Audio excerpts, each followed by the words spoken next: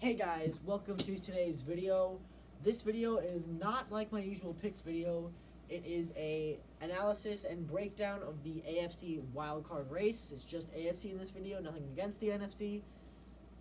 I don't want to make this video excessively long because I know I have a tendency to do that.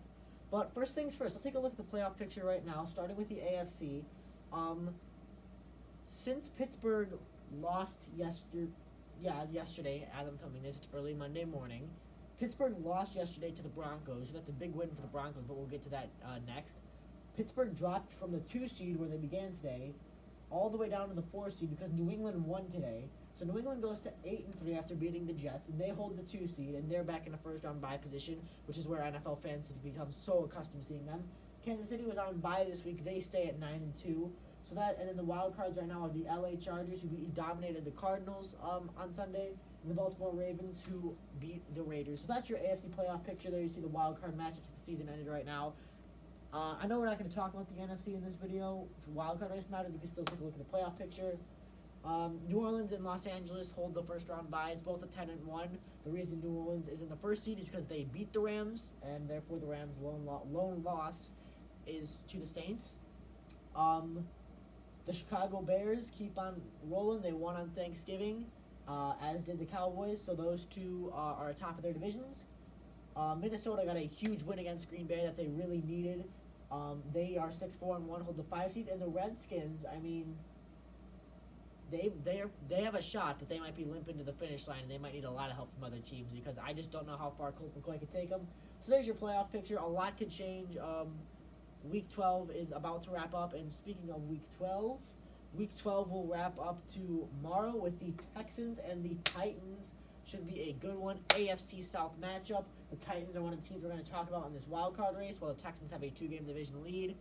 But just one thing I want to say, this is going to be an emotional night for the Texans because their owner, Robert McNair, passed away earlier this week. So I would just like to send my thoughts and prayers to the entire McNair family and Texans organization.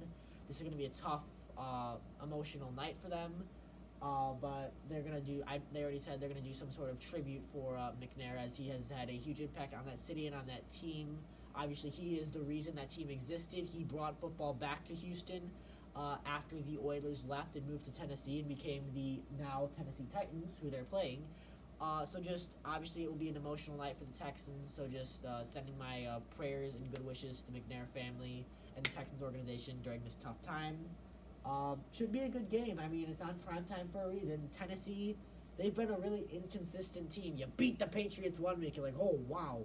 And then you get crushed by the Colts the following week, and you're like, oh. So, who are these Tennessee Titans? I mean, they're one of the teams we're going to talk about. You see their helmet right here. They're one of the teams we're going to talk about when it comes to wild card race. But if they want, they really would like this one for division purposes because they already beat Houston once. So if they win this game, they would have swept Houston in the regular season and be 1 game behind them. So this is a big game in the AFC South. 2 young quarterbacks, should be fun to watch. So now, let's get for the fun part. Breaking down the AFC Wild Card race. So we're going to start, how I'm going to do this is I know my TV says no signal, give it time. I'm going to break down, there we go, the remaining schedules for the remaining teams that I consider in the wild card race. And I'm just going to predict the rest of their schedules, basically. I hope you can see this. Basically, the team's logo right here, for instance, in this case, the Broncos, is the team that this schedule belongs to. I'm going to predict their remaining games, talk a little bit about them, and then we'll see how I have the wild card standings pelling out at the end of the year. So the Denver Broncos, they got a huge win at home against Pittsburgh that they really needed.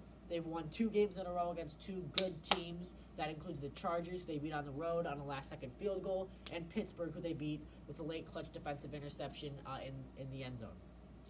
So Denver sits at 5-6 right now. They go to Cincy, who is off a crushing loss. These 2 teams are heading in opposite directions. Denver beats Cincinnati. They're the green W for the win. They've done similar things as to what I'm doing on things like NFL Network and shows like that. So that's kind of where I'm got this inspiration from. Then they go to San Francisco, and I feel bad for the 49ers organization because they were bound to have a really good season, but then you got McKinnon and Garoppolo, their 2 new quarterback and running backs. out for the year. San Francisco hasn't been the same, hasn't been what they would have been with them. Niners beat them, or excuse me, Broncos beat the Niners. So now they're 7-6, and they play Cleveland, who's a lot better than last year, but not going. This game's in Mile High. No way. At the Raiders, another one of those teams where you don't exactly know why. They got the new head coach who has a lot of football experience, a young quarterback who they really believe in. Broncos beat the Raiders. Then the Broncos host the Chargers in the season finale. This could be a big one for wild card terms, but the Broncos have proven to me that they could beat the Chargers on the road, so they beat them at home. And would you look at that? The Broncos are winning out. And because you have to look at it. Look at who the Broncos have played. Sure, they're 5-6 right now, but look at who they played. They played Kansas City twice. They played Houston. They played the Rams. They've played a lot of good teams, and in a lot of those cases, they've been close. They almost beat Houston. They almost beat the Rams. They were close against the Chiefs, so it's not like these guys are getting blown out. So I think with an easier schedule down the road, we will truly see who this Broncos team is. And, yes, Denver wins that one and wins all of their remaining games. And now let's shift it over to the Baltimore Ravens. Lamar Jackson is 2-0 as a starter in his NFL career. He has beaten the Bengals and Raiders at home in back-to-back weeks. So let's see. Will the Ravens roll with Lamar, or if Flacco gets healthy, what will they do? I don't know, but this Falcons team is one team who the Ravens play next in Atlanta. They are so much better than their record. They've played tough opponents. They're in a tough division. They've been injured.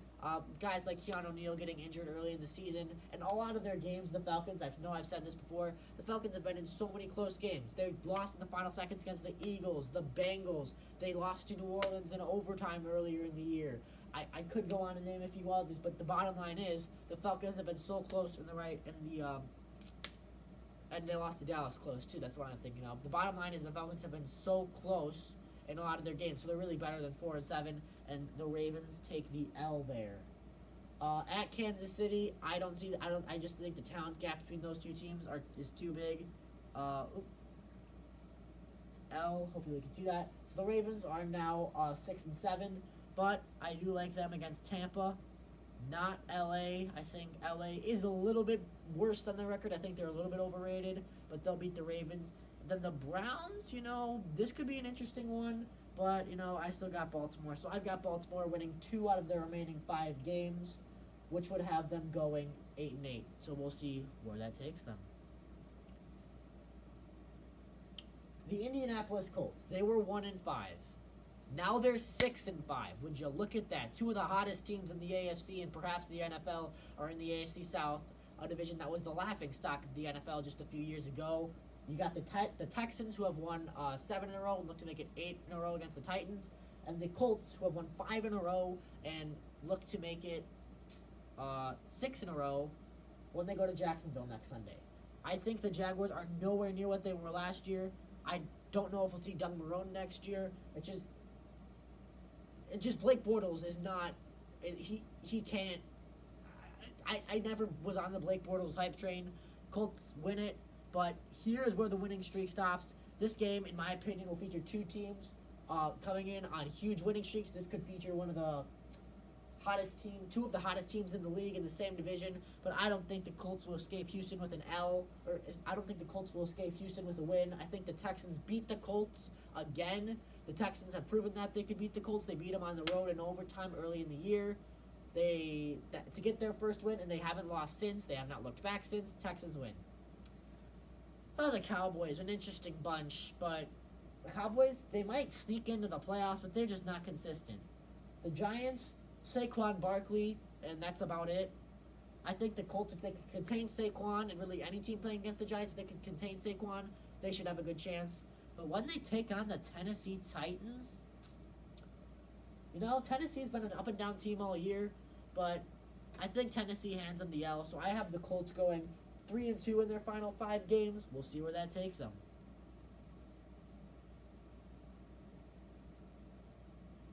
And the team I just mentioned, Tennessee Titans, they play the Texans tomorrow, looking to snap their winning streak. I don't think the Titans can beat the Texans because I think Houston's defense is too good.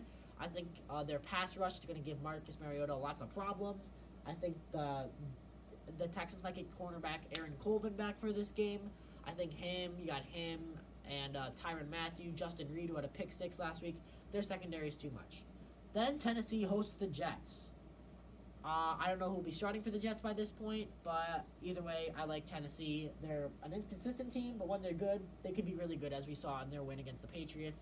They host the Jaguars. Again, nowhere near what they were last year. I don't know what happened. Oh, wait, yes, I do. It was their defense. The defense brought them to the AFC Championship last year. The Jaguars' defense did. The offense never changed. So I think the Jaguars were a one-season wonder. We continue to see that as they lose to the Titans. At the Giants, I could see this being one of those 12-9, 16-10 games. There's going to be a low-scoring game. I just get that impression when I see the two teams. I don't know why. But I think Tennessee will pull out a ugly win against the Giants. I don't know why. I just feel like it might be one of those days. Then they host the Redskins. If the Redskins have Alex Smith, maybe this game goes different. But without Alex Smith, there's no way the Redskins can beat this Titans team in Tennessee. And I just want to say I really feel bad for any player on any team in any sport that gets injured. But for Alex Smith, I mean, he was on his way to leading the Redskins to a potential division title. And then, obviously, the injury in the Houston game happened. So, wishing him a speedy recovery. That obviously is a bummer for a Redskins organization that felt really excited about acquiring him. Hopefully, he can be playing football as soon as possible. So, we wish him a speedy recovery. But without him, I don't think so. And I already mentioned, I think the Titans beat the Colts at home and earn the season split with them. So I think Tennessee, actually, they've got 6 games left as I'm making this video. I think they go 5-1, ending their season on a 5-game winning streak. Will that be enough to get them into the playoffs, according to my prediction? Well, we've got some other teams to predict. Let's find out. Miami, a Miami team that lost to Indianapolis in a game that was very significant in the AFC Wild Card race. Let's see. They've got some division games, so let's see what they do. Buffalo, I think they're going to be better since they got Josh Allen back, but not enough to beat Miami, in Miami at least. Now, this game is always a super weird one when the Dolphins host the Patriots, because no matter how good the Patriots are, or no matter how bad the Dolphins are, the Dolphins always seem to play well in Miami against the Patriots. I don't know if Tom Brady doesn't like their stadium. I don't know if Tom Brady doesn't like South Florida. I don't know what it is, but you know what? I think the Patriots will actually hand it to them and hand Miami the L. I think Miami loses to the Patriots. I know that's orange, but sorry. And then this is another team. I think Minnesota's defense and receiving core are too good for Miami. They probably have Xavier Howard on Stephon Diggs or Thielen in this game. Howard's their number 1 corner for the Dolphins.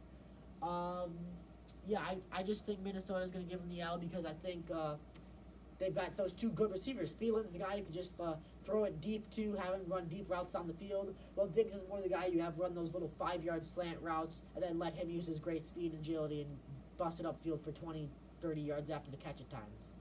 The Jaguars, I'm not going to say it again. They're just not what they were a year ago.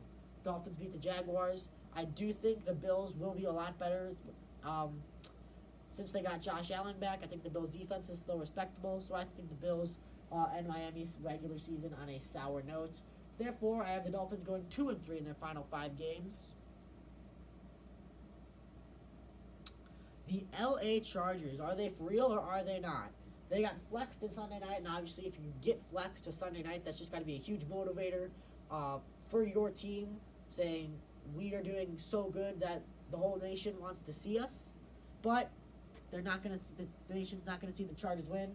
As Pittsburgh, they had a little hiccup against the Broncos, but as I said, that Broncos team is still a dark horse.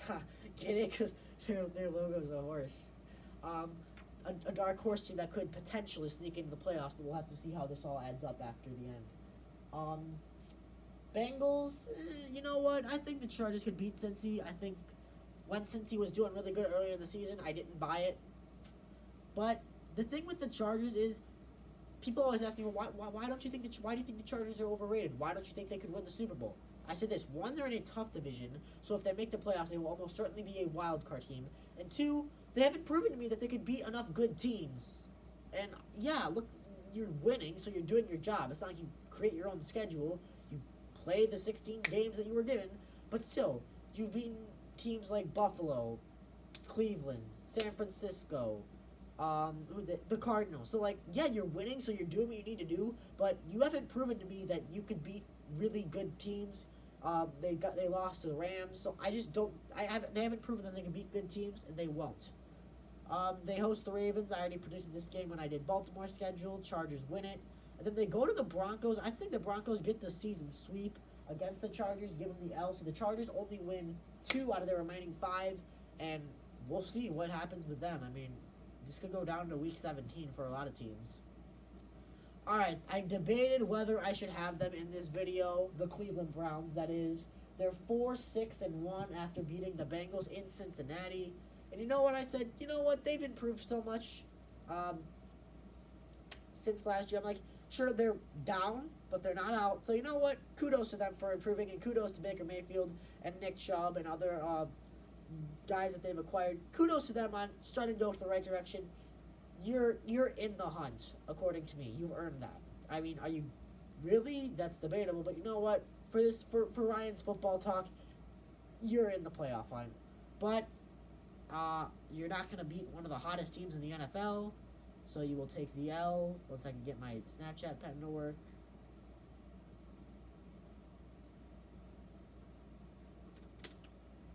Once I could get my Snapchat pen to work, there's the L. Carolina's been going downhill, but you know what? They beat the Browns. The Browns will hand Carolina will hand the Browns a loss. So the Browns are now 4-8-1. The Broncos, I already said, are winning out, so the Broncos beat them. I do think they get the season sweep of the Bengals, and that must stink for Hugh Jackson, but you gotta do what you gotta do. I mean, because I said Hugh instead of you, because they sound similar. But that's all for the Browns. They lose their season finale to the Ravens, which I already predicted. But, you know, I said, you know what, Browns? You're a lot better. Whether you should be in this video is debatable, but you're here as an honorary thing. You're welcome. The Cincinnati Bengals. Let's see. I already predicted a lot of these games, actually. I already talked about how I think... Whoops, don't want that. I already talked about how I thought you were going to lose to the Broncos, lose to the Chargers. Oakland's kind of a team. We've already talked about a lot of these teams. You win that game. I already said you would get swept by the Browns, and I don't think there's any way you're beating a team with an offense like Pittsburgh. The things that they've been able to do. Again, I know they had a little hiccup, but they'll still win. So I only have the Bengals winning 1 of their remaining games. So here is where I have it. I have the Broncos finishing 10-6, Colts 9-7, Miami at 500 at 8-8, Chargers 10-6, Titans 10-6, Ravens 8-8, Browns 5-10-1. The 1 being the tie they had in Week 1 against Pittsburgh. Again, shouldn't the Browns have been in this video? Debatable, but they're there. Then the Bengals at 6-10. So let's see what happens. Obviously, there's only don't need to put that there.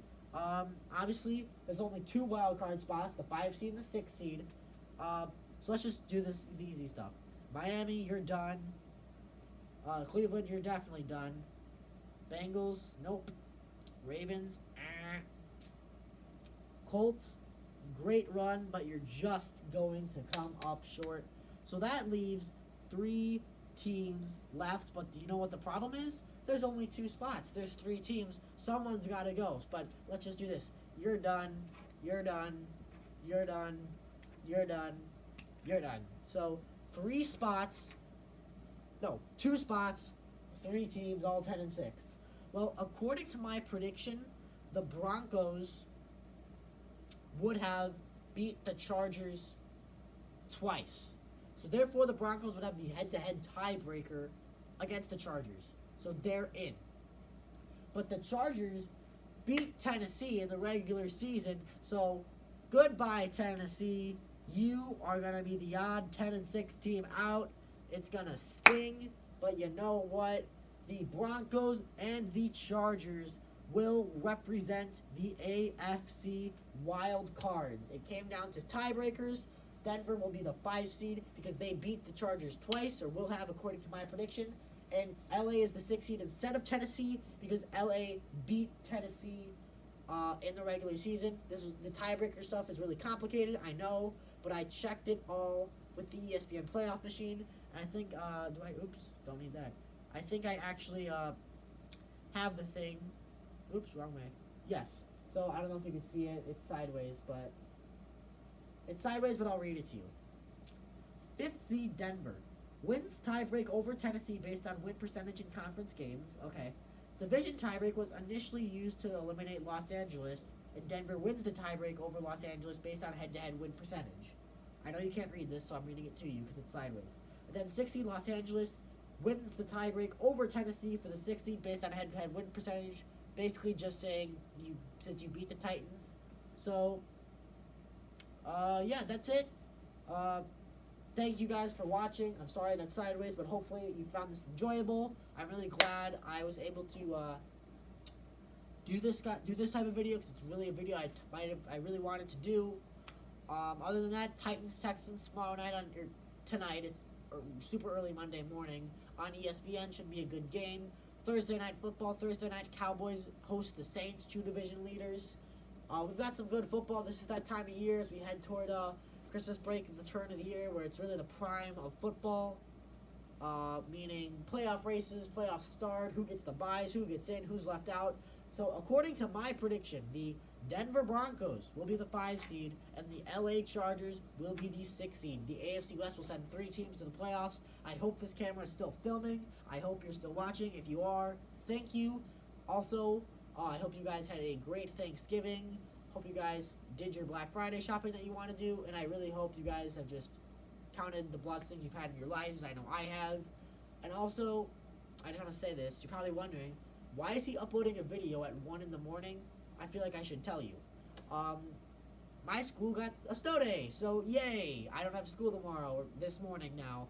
So I was like, okay, now I don't have to get up at 6 in the morning, so why not make a video? I mean, you got free time, so why not? And also, if you live anywhere near where I live, I am sending my best wishes to you. I hope you guys get off of school. You have my thoughts and prayers going your way that you get off of school. You really should in these conditions.